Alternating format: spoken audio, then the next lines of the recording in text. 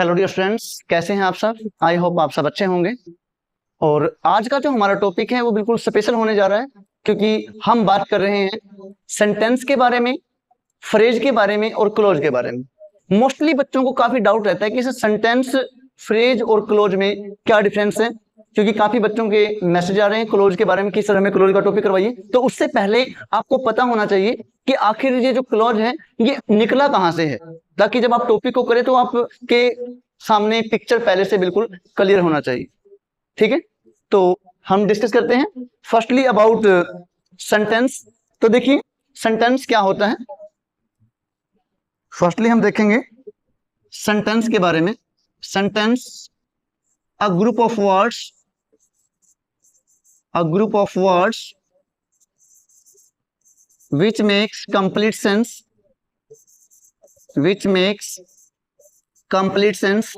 or you can say which gives us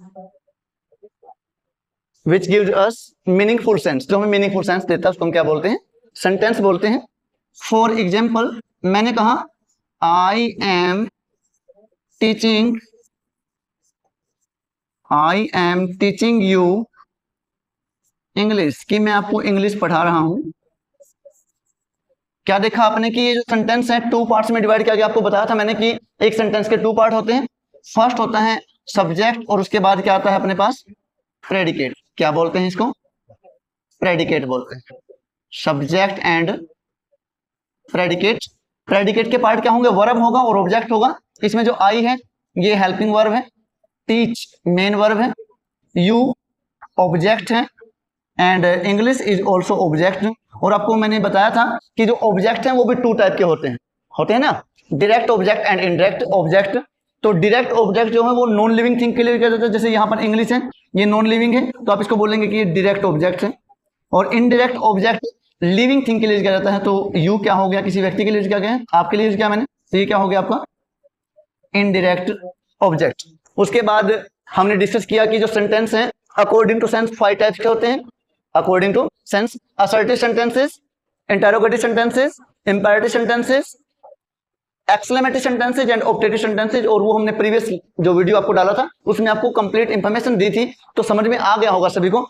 लेकिन इससे पहले कि हम डिस्कस करें अकॉर्डिंग टू स्ट्रक्चर सेंटेंस कितने टाइप के होते हैं, तो उससे पहले हमें पता होना चाहिए कि आखिर ये फ्रेज और क्लोज क्या होता है। क्योंकि इसके बिना जब हम करेंगे अकॉर्डिंग टू स्ट्रक्चर जो सेंटेंस है वो 3 टाइप के होते हैं, सिंपल, कंपाउंड एंड कम्प्लेक्स। उनमें आपको बिल्कुल भी पता नहीं चलेगा कि क्या हो रहा है। तो देखिए फ्रेज क्या होता है, और ज्यादा से ज्यादा हमारे वीडियो को शेयर कीजिए अपने फ्रेंड्स के साथ में।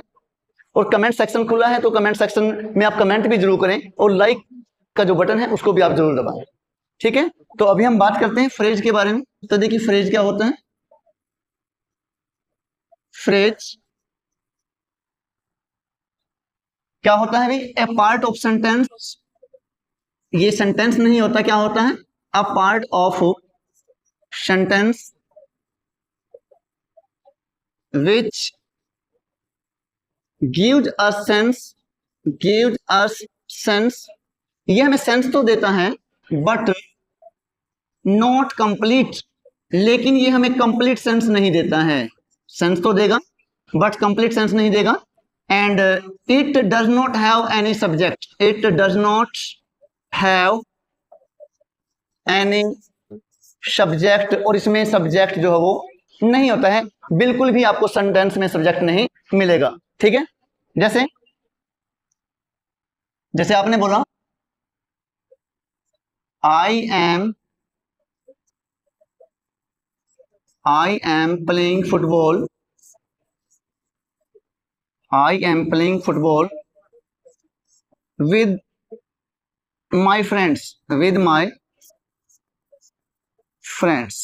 okay। I am playing football with my friends। तो आप बोलेंगे कि सर ये तो आपने सेंटेंस लिख दिया। ये जो सेंटेंस है, सेंटेंस यानी कि फ्रेज जो क्या होता है, सेंटेंस का एक पार्ट ही होता है। तो यहां पर आप देखेंगे सब्जेक्ट है, हेल्पिंग वर्ब है, मेन वर्ब है, ऑब्जेक्ट है। लेकिन यहां देखिए आप विद माई फ्रेंड्स, अपने दोस्तों के साथ, ये क्या हो गया आपके पास में, ये फ्रेज हो गया। क्या हो गया, फ्रेज, जो कि एक पार्ट है, सेंटेंस का एक पार्ट है बट सेंटेंस नहीं है। विद माई फ्रेंड्स, ठीक है ना। टू स्कूल, जैसे आपने बोला, आपने क्या बोला, I am going to school.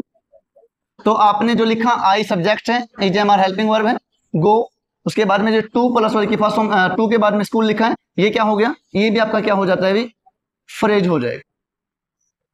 ठीक है, यानी कि सेंटेंस का एक ऐसा पार्ट, यानी कि जहां सब्जेक्ट है, सब्जेक्ट के बाद जो सेंस निकल रही है उसको आप फ्रेज नहीं बोलेंगे। तो अब आप सोचोगे कि सर फ्रेज से जो पहले वाला सेंटेंस है इसको हम क्या बोलेंगे।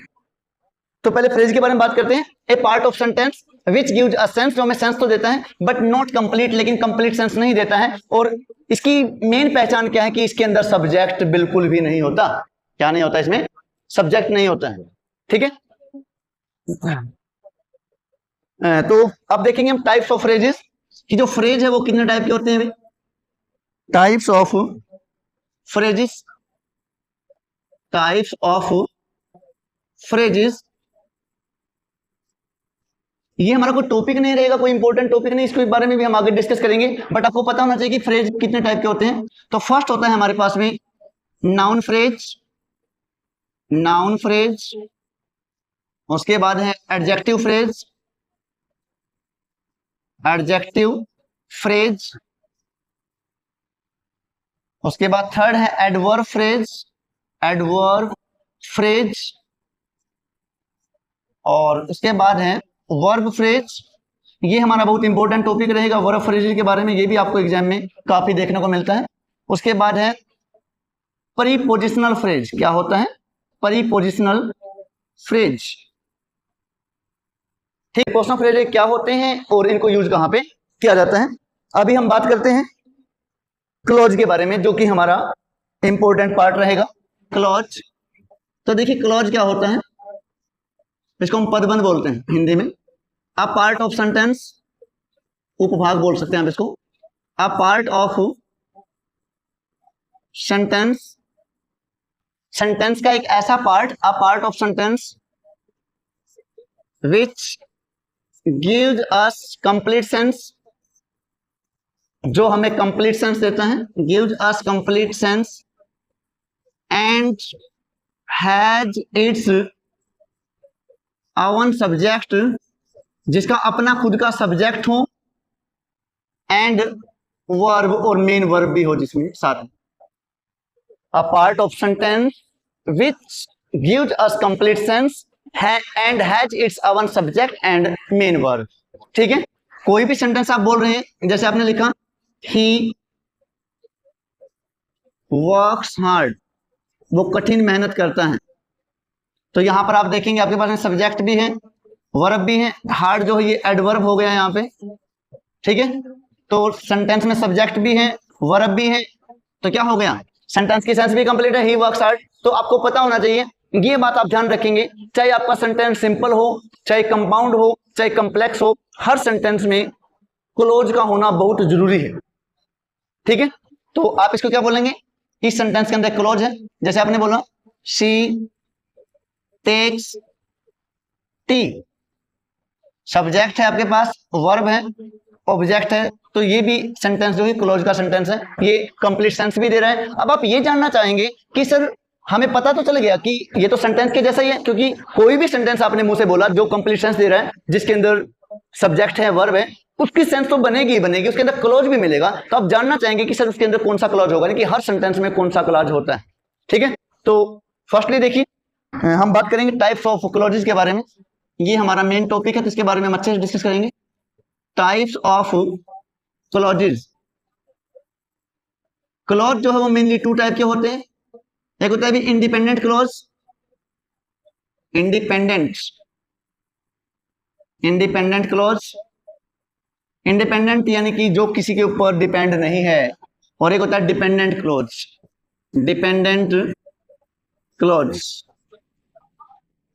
इंडिपेंडेंट क्लोज यानी कि एक ऐसा क्लोज, ऐसा सेंटेंस का पार्ट जो किसी के ऊपर डिपेंड नहीं करता, यानी कि इसको मुख्य उपभाग बोलते हैं। क्लोज को हिंदी में उपभाग बोलते हैं, उपवाक्य बोलते हैं, तो ये मुख्य उपवाक्य है। ये डिपेंडेंट क्लोज, इसको हम गुण उपवाक्य बोलते हैं। इसको क्या बोलते हैं, मुख्य उपवाक्य, मुख्य उपवाक्य, और इसको हम बोलते हैं गौण उपवाक्य, गौण उपवाक्य, यानी कि ये डिपेंडेंट है, डिपेंड करेगा।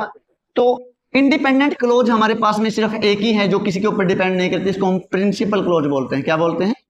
प्रिंसिपल क्लोज, जिसको आप मेन क्लोज भी बोल सकते हैं। मेन क्लोज यानी कि हर एक सेंटेंस जिसमें सब्जेक्ट है और वर्ब है उसके अंदर आपको मेन क्लोज तो बिल्कुल मिलेगी ही मिलेगी। डिपेंडेंट क्लोज जो है दो टाइप का होता है, एक होता है कोऑर्डिनेट क्लोज, कोऑर्डिनेट क्लोज, और सेकंड होता है सबऑर्डिनेट क्लोज, सब ऑर्डिनेट क्लोज। ये बात देखिए आपको समझ में आ रही है क्या? मैंने बताया आपको जी क्लॉज है वो मेनली दो टाइप के होते हैं, independent clause and dependent clause. जो डिपेंडेंट क्लोज है वो एक ही है, कौन सा? जिसको हम प्रिंसिपल क्लोज भी बोल देते हैं, यानी कि वाक्य का जो मेन पार्ट है उसको हम मुख्य उपवाक्य बोलते हैं, और इसको हम बोलेंगे इंग्लिश में प्रिंसिपल क्लोज या फिर मेन क्लोज। और डिपेंडेंट क्लोज जो वो दो टाइप की होती है, coordinate close and subordinate close. अब इनको करने के बाद, इतना कुछ पता होने के बाद, अब हम आगे बात करेंगे कि प्रिंसिपल क्लोज क्या होता है, कोऑर्डिनेट क्लोज क्या होता है, सबऑर्डिनेट क्लोज क्या होता है। तो इनके बारे में हम डिटेल में बात करेंगे जब हम इस टॉपिक को आगे बढ़ाएंगे।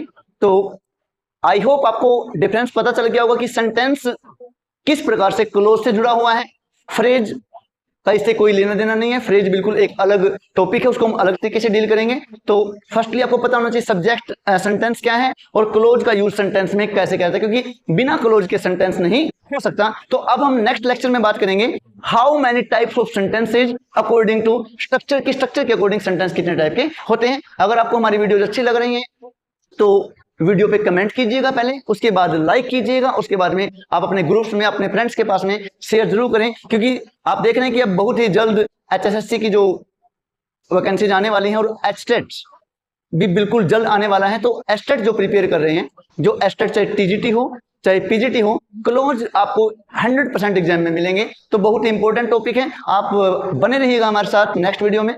तब तक के लिए धन्यवाद।